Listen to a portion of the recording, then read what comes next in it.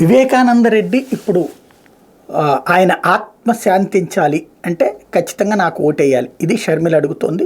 సైకలాజికల్గా ఒక కాన్సెప్ట్ జనంలోకి తీసుకెళ్తుంది. వివేకానంద రెడ్డి అందరికీ మంచి చేసేటటువంటి ఆయన మీద జరిగినటువంటి హత్యని కాపాడుకొస్తున్నారు, అవినాష్ రెడ్డిని కాపాడుకొస్తున్నారు. కాబట్టి ఖచ్చితంగా ఆయన కోరిక నన్ను ఎంపీగా చూడాలని, అందుకోసం కాంగ్రెస్ తరపున ఎంపీగా పోటీ చేస్తున్నాను. అట్లాగే తన అన్న అవినాష్ని, అట్లాగే మరొక అన్న జగన్ని ఓడించి షర్మిలని గెలిపించమని కోరుతోంది సునీత.